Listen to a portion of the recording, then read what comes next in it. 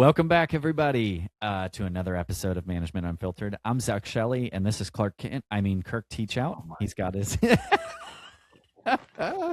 Sorry, I had to. Looking good with the glasses today, Kirk. I told him I had a fun intro for him, and he was really confused at first. I love you, buddy. Guys, we're talking about a fun subject today, and I think it's something that we haven't even touched base on really at all throughout the whole course of this show.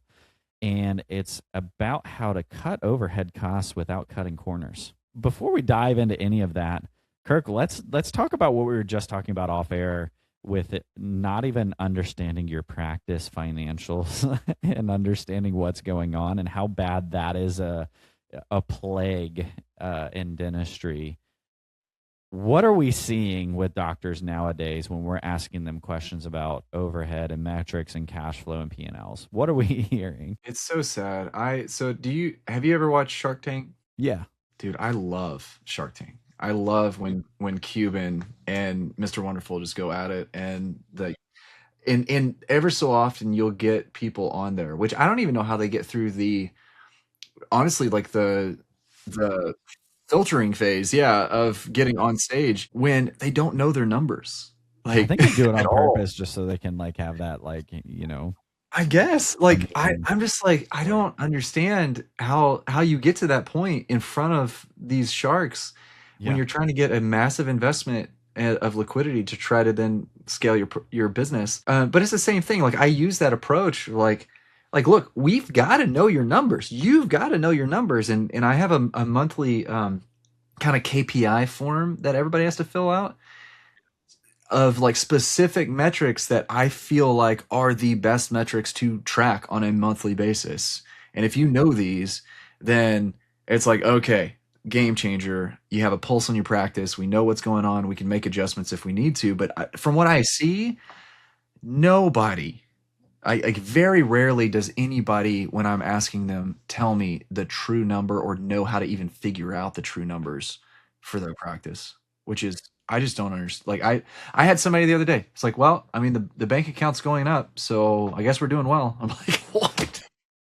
I mean, you're not wrong in that aspect if you're making more money, but how much money are you losing? And I'm going to tell a fun story because I think this is one aspect for y'all to know. In the shift in mindset change on being more efficient and bringing more profitability down to the bottom line has to change as your practice grows. So it's not always cutting costs, and I'll explain. So first off, once upon a time, I joined a practice, and when I came in, as practice manager, my job was to increase profitability in the practice. And the first way to start looking at this is, have your CPA or your bookkeeper accountant send you some P&Ls. So what I had them do when I first came in, I said, hey, give me the last 12 months, and then also give me year over, and then bring me this year's current. And I started looking and reading through them and diving through and writing notes and all these fun things. And one scary thing that I started seeing right off the bat is materials for the practice were at 14% of total revenue. And this is one of the biggest areas I think practices lose a crap ton of money is you're not tracking the cost of your materials. The easiest way to do this effectively and keep it consistent, first off, nobody gets to choose what they're using and not using unless it's practice owner and the doctors if they have that ability. Assistants don't get to choose their color gloves or their type of mask they like, all that stuff. Like you create a system that this is what the practice uses. If you want something in addition that, is exceeding the requirements of the office, you can go ahead and get it yourself. That's totally fine, but this is what the practice provides. The second part of it is setting a percentage that you want to be off of to start. So say you had 100,000 in collections the previous month, then you want to be about 3%. Then you just set a $3,000 budget for the next month. Now it's a little bit on the back end, but you at least have a number of what you're trying to grasp or stay around, roughly. Now, if your collections are increasing, guess what? The next month, your percentage of that is actually going to be less. So it's setting yourself up for success as long as you're increasing in production. If you're reducing your production, then obviously that percentage is going to go up. It's very simple math. But when you're sitting here and not having a system or even setting a budget, you don't know where you're going. And the problem is all these practices not only are over ordering and you're spending all this money, now you have products that are sitting on the shelves expiring. So the second part of the story of the 14%, I came in and found out that we had $8,500 worth of Majesty Flow composite in every shade imaginable that was just expired and sitting in the practice. So how do we work this out? They wanted to try a new composite. And I'm like, well, okay, we'll order a box for you all to try. And they're like, well, no, I need more than that. I'm like, well, no, because you all just squandered all this crap. Now I got to figure out what to do. And then we found another composite we liked. And I talked to the rep and I was like, dude, I got all this expired composite. Like, is there any way we could do like a trade out? And he's like, you know what? I can make a deal with you. So they traded 1 for 1, at no cost, but I had to order the same amount in value. Hey. And I was like, dude, done. Yes. So over the next 8 months, I was ordering what we needed and then doubling it, right? Because we had to trade. And we ended up not having to lose out on expired product. They gained a new client and we left it. And so there are creative ways that you can get into, one, not have to recur this cost again by a mistake you made and do it strategically. And then setting that budget every single month and then assigning one person for your ordering, but they're not approved to order anything new unless it runs through the manager or the owner doc. So you have to have that system in place. But what we started to find is over the course of 5 years, we lowered this to under 4% on average. So it was about 3.7% was our average materials cost monthly, which was very, very good and in an elite level, in my opinion. So what do you do at this point now that, I'm just talking about materials right now, guys. There are so many other line items on your P&L that we can talk about. Well, I'm just talking about materials for this, just this moment. So what do we do at this point now is we're at 3.7%. You physically can't cut anymore. And it comes into the same realm of like payroll, and it comes into doctor's pay. Like there's nothing you can do about these ones. So once you get your practice to that elite level where all your percentages are at a point, what do you do then? Like you kind of get stuck, right, Kirk? Like you're like, oh, well, I've cut everything I can. What else do I cut? Some doctors start hyper-focusing on employment and say, oh, well, they're not doing enough. I'll just fire them and get rid of them. Said no one ever. Nobody fires anybody due to that. They should, but they don't. The other partner kept saying, hey, we need to cut, we need to cut, we need to cut. And I'm like, dude, there's no more fat on this cow. There's literally no more fat. Like this is like as lean and mean as we can. And pristine machine. Bovine. Yeah. So what do we do? Well, then we start implementing systems of schedule efficiency and getting people back for recare and increasing the top line. Because then once you start increasing that top line, what happens to all these percentages now even further? They start reducing. Yeah. And so this was the mindset of our practice. Now, there's a lot of strategies that you can go into ordering systems. And Kirk, I'll let you take over here in a second because I know I have to shut up. But buying groups, right? Yeah. Like you're in a GPO or something like that to where you can get mass discounted things in order to benefit your practice, but you're not part of a DSO. There are availabilities where they pay for themselves. Honestly, like if you're not in one, you should be in one because there's deals that you could be getting that you're not getting. There's a lot of them out there. So that would be my first suggestion because I think that's the biggest pain point in practice is it's overspent and it's hundreds of thousands of dollars every year. 100%. Yeah, because I mean, to your point, like with the buying groups, right? So like there are 2 or 3 right now that I could tell you. I mean, you're going to get DSO level pricing, right? Yeah.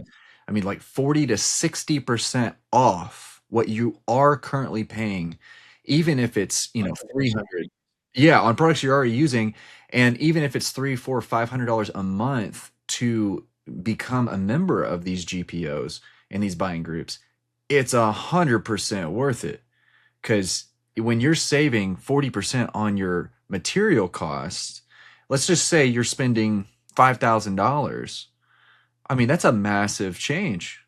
Sorry to interrupt, Kirk, but this is another thing everybody needs to understand. With buying groups, it's not just like composite and etch and 2x2s, instruments, implants, radiology reports back on CBCTs, different loan items with like different banks are in these GPO groups. There's HR company. There's so many things. I can tell you alone, just our implant ordering saved us like 50% on our implants every single time we ordered that it paid for the entire membership like 3 years over. Just our implants. I mean, we joined one, gosh, like 5 years ago, just so we could get 200 basis points off our financing. So for anybody who doesn't know, like that's 2%. So if you're paying 7% and now you're paying 5% on $300,000 worth of equipment, that's a big change. Yep. Okay, totally worth it. Yes. Yes. So, It's a so that's one mindset way. That's one way, right? That you can definitely trim the fat even more. Yes. So I would argue that's injectables, GLP-1s, steroids, whatever you want to call it, for that. But in this is the reason. So obviously there are other ways to be more strategic in trimming fat to be able to get more, down to the bottom line. Because I definitely like starting there, just simply because I hated it when coaches and consultants would come into our practice and like, well, you just need to produce more. I'm like, what does that crap, mean? Sherlock. Yeah, I'm like, what does that mean? Like, how am I supposed to produce more? Like, what, don't just say produce more. Like, let's look at things. And to your point, you talked about how there needs to be a system for that line item. Honestly, every line item needs to have a system. For those ones, the practice owners that do not, or office managers that do not look at the P&L regularly, and you don't know what those systems are per line item, then that's a problem. Like, yes, some line items, like for instance, like depreciation and amortization, like you're not going to look at that but once a year. Like you don't look at it very often, but still there are things like payroll percentage. That is my biggest driver. Besides materials and labs, like payroll, it has to be at 20% or lower for me. And it runs around 18%. And I know everybody, it blows their mind that our payroll runs at 18%, but that's a system in of itself, right? And to your point, like the material costs, so like we just put in, I think you guys have this too, where if I remember correctly, your previous office, where if that person keeps it under 4%, then they get a bonus. It's like, oh, okay. So let's just say you're spending $10,000 on materials at 10%, and now you go to 4%. So you just save $6,000. And you give them $500, they're stoked. You're stoked. Yeah. Everybody wins. I mean, you said 500. I was going to go like 150, but still, you know. And it's not that I'm stingy. I'm just like, our numbers are different than what other people see, and so it's just like, okay, look, and I say it this way, because when you look at the savings, you can either do a percentage or whatever, like whatever the regular savings is, but to keep it simple, like $150, because now that extra $5,000, yes, it goes to the bottom line, but that's $5,000 a month that now you can pour back into the team. Like that's like, to me, like you should be doing quarterly outings with the whole team. You should be taking them axe throwing. You should be taking them to football games, like whatever you want to do. But that's now budget that you can do that, which increases team culture, which now, does all sorts of stuff, right? So systems are very important for the P&L in general. But where have you seen people cut corners? Because this is the original, like, kind of bait and switch we talked about at the beginning, is looking at your overhead without cutting corners. Where do you feel like people are cutting corners right now? The big thing of cutting corners is, one, not giving your team what they need. So you're not enough instruments, not enough materials, not enough team members up front. They have one person solely doing insurance verification, one person doing this. And I have VAs for everything else, which is not a bad platform if you have it structured well. But I feel like the biggest way is like, what is the cheapest, fastest way to do this and least efficient? And that's how we're seeing offices cut corners, is like, you have the crappiest systems, you have barely enough team to manage them, and what ends up happening with these is one person wins, and it's a doctor.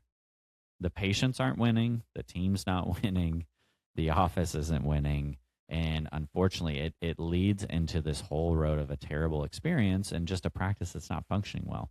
And if you're like, oh, maybe that's me, maybe it is, maybe it isn't. I'm not saying that you can't do that. I mean, you can, but if you feel like that is you because you're not giving it, you have to look at these things through a different lens. And a lot of times, if you're cutting corners just for the sake of being profitable, and say you got just a as lean as possible because you're just stingy and don't give anybody anything, and you got like a 49% bottom line. It's like, well, maybe we should reevaluate this and inject some investment into your team in order to build a better practice and experience and culture for your patients, because that will only run for so long until you just struggle to find people that want to work with you. Because I mean, I saw a post, I think it was in Nachos the other day, that where an associate dentist was asking like, "Hey, what should I do?" Because like I'm going to room to room to room trying to find PPE and I cannot find it anywhere. And the owner doc Yeah. is telling me like, "Well, we don't have the budget for it." I'm like, that's like OSHA level problems. You don't need to not cut like you don't cut corners there. um, and I going another route in materials, the gray market stuff, like cutting corners and getting stuff from countries you shouldn't, and or from crates that are not temperature controlled, that are expired. I know a lot of stuff like that, and it's funny. Not only are you at below 4%, we're sub 4 as well in our materials and supplies, Yeah. and you know, and we buy high end stuff like dentist supply Serona materials and stuff like that. Like, but then we also do some stuff with Kerr, and it's like we try to find the best fit for what we need, but there's a way to still have good quality materials and Yes. still keep it on these lines without having to cut corners. There's a big difference between saving and cutting. Like, quite honestly, like even it's it's just a big difference, and it's a mindset of like being efficient rather than being cheap. Like you don't want to be a cheapskate, um, because it's just you don't win that way. I mean, and I don't want to say everything's all about winning, but when I'm talking about winning, it means being profitable, right? And having a successful practice, and in that aspect, yes, we all need to be winning. And so you have to look through a different lens and look at the investments that are truly worth it. I have a lot of dentists that just look at things like, man, that's so expensive, and I'm like, that's 1 crown. It cost 1 crown of your fee that month. It cost 1 crown, but it generated this much revenue in your practice. Start looking at these things through a different lens. Start looking at it of, okay, well, how much does it take for me to produce that amount of money? 30 minutes? Then you shouldn't be worried about that cost. If there's a cost in your practice that costs you like 2 full weeks to match, like, yes, that's a massive expense, and you should be looking at that in a different lens, like your payroll, right? Payroll is a big expense, and you should be looking through that. And when you're looking at your P&L and you're analyzing it month over month, year over year, and comparing back and forth what the changes are, then you can start making truly educated and scientific decisions on your practice of who deserves a raise, how can I afford these raises, what does my payroll look like, and why are there changes. I love using the P&L as leverage for what to project my months for. Okay, we did 400,000 last year at the same time, but we have 2 extra working days this year due to holidays are different on, whatever it may be. Okay, so now I have a good chance of beating that last year and putting me ahead for the year. And you can start looking at these things and seeing what it is and say, okay, well, trending, last year we were at 4%, this year we're trending at 3%, so there's savings there, so I can look at my profitability should be increasing that month too. And you can start actually predicting what your profitability and income can be every month. It's really, really a fun thing to do. And then you start understanding your practice inside and out. Like depending on if you're an S corp or an LLC or like whatever the way your business structure is, another way that people cut corners and they shouldn't is in owner pay. So like if you're an S corp, for instance, the IRS deems you pay yourself a reasonable salary. So basically, whatever that salary would be to replace you is kind of the reasonable salary of like 120 to 150,000 a year. Yeah. Then you can take distributions to avoid the other like taxes. Yeah. But if you're paying yourself 40 grand a year just so that way you can avoid taxes, you're going to have a much bigger consequence on the back end. Yeah. Yeah. If and when you ever get audited. No, that's a great point. I hear that all the time. What's your salary? Like 20 grand. I'm like, no. Like something reasonable. Yes, I agree. Well, I know this is definitely like it's not something that it's not very long, like, and that's fine because there's not much you can do. The main thing, because we've gone over P&L stuff before, but the main thing is like you do not have to cut corners in order to get your overhead down.